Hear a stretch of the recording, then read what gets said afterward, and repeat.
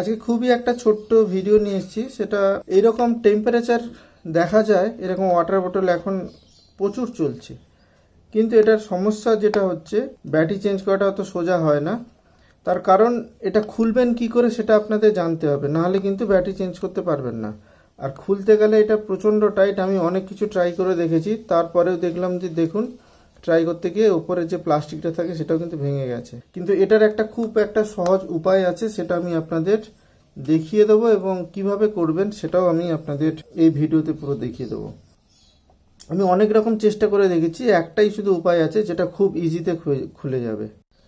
এইটা খুলবে কোত্থেকে? এই যে পুরো অংশটা, এই পুরো অংশটা চাপ দিলে এই দিক দিয়ে বেরিয়ে আসে, মানে একটা গোল্ডেন কালারের রিং দেখছেন, তারপরে যে কালো অংশ আছে সেখান থেকে নিচে বেরিয়ে যাবে, মানে এইটা চাপ দিতে হবে। এরকম করে এরকম ধরে এটাকে এরকম চাপ দিলে পরপর এটা খুলে যাবে, কিন্তু এটা প্রচণ্ড টাইট। কি করব, এটা খোলার জন্য এটাকে আমরা ফ্রিজের ভেতর রেখে দেবো, শুধু ঢাকনাটা, এটা নয় কিন্তু, শুধু এটা ঢাকনাটা আমি রেখে দেবো মিনিট 10 বা 3-4 মিনিট। যদি ডিপ ফ্রিজে রাখা যায় তাহলে খুবই ভালো, তাড়াতাড়ি ঠান্ডা হবে। এটাকে আমি ঠান্ডা করব, দিয়ে আপনাদের খুলে দেখাচ্ছি। এমনি চাপ দিচ্ছি, দেখুন এটা বেরোচ্ছেই না, নাপছেও না। ঠিক আছে, নাপছে না। তো এটাকে আমরা ফ্রিজের ভেতর এটা রেখে দেখব। এটাকে আমরা এখন ফ্রিজে রাখবো বলে নিয়ে যাচ্ছি।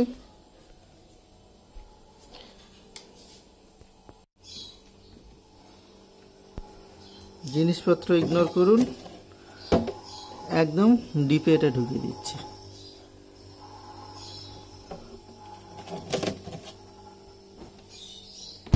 দিয়ে এটা বন্ধ করে দিলাম।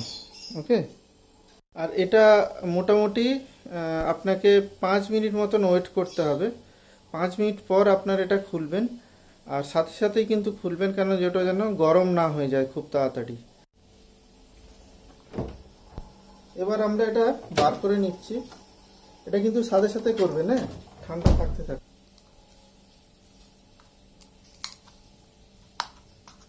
এই দেখুন ওটা বেরিয়ে এলো, দেখলেন কিভাবে খুব সহজে কিন্তু এটা বেরিয়ে এলো। এরপরে আমরা এই উপরে ঢাকনাটা খুলব। তো এটা কোনো কাজ করছে না।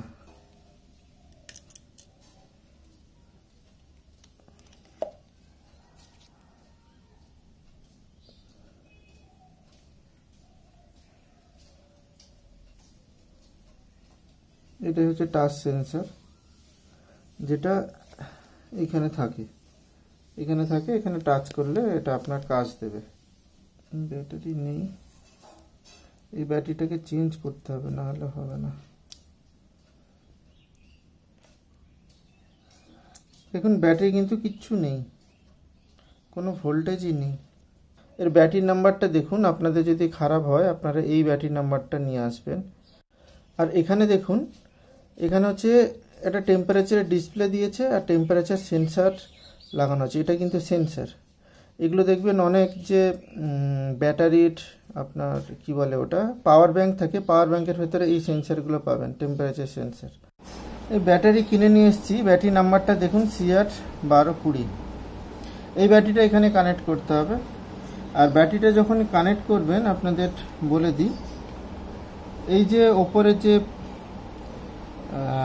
নেগেটিভটা আছে, এই যে ছোট নেগেটিভটা, এই যে যেটা ডট ডট ডট ডট দেখতে পাচ্ছেন, সেটা কিন্তু নিচের দিকে থাকবে, এরকম থাকবে। আর এই যে প্লাস, এই যে প্লাসটা উপরের দিকে থাকবে।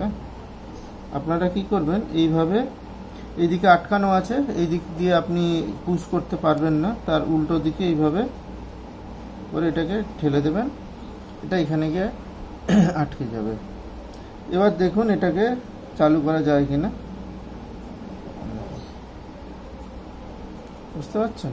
আলো জ্বলছে, টেম্পারেচার সেন্স করছে। এই যে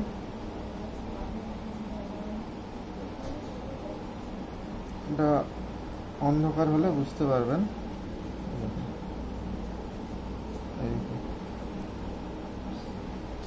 তো এটাকে আমরা সেট করে নেব এইভাবে। এই ঢাকনার ভেতরে দেখুন, এই যে এই অংশটা আছে, যে কাভার অংশটা আছে, এর ভেতরে এই সেন্সারটা ঢুকবে। যাই হোক, এইভাবে আমরা সেট করে নেব। লেখাটা কিন্তু উপর দিকে থাকবে, হ্যাঁ, এই ভেতর দিয়ে এটা যাবে, আর এইটা এর উপরে এরকম বসে যাবে।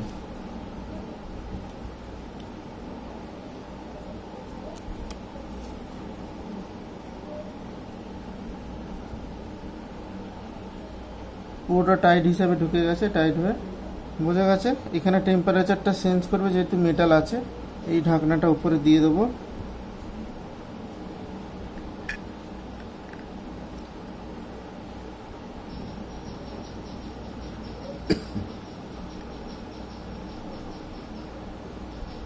এটা যে আমরা আটকাবো, এইভাবে জিনিসটা পুরোটা আস্তে আস্তে করে চেপে ঢুকিয়ে দেবো। এইভাবে যদি না পুরোটা যায়, তাহলে আমরা যেভাবে ফ্রিজে রেখে করেছিলাম ঠিক একই প্রসেসে এটাকে ঢোকাতে হবে। আস্তে আস্তে সাইড দিয়ে চাপ দেবো, দেখুন ঢুকে যাচ্ছে।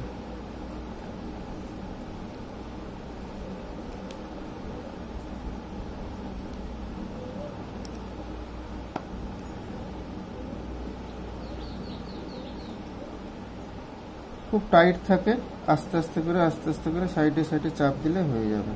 তো এখন এটা পুরো কমপ্লিট হয়ে গেছে।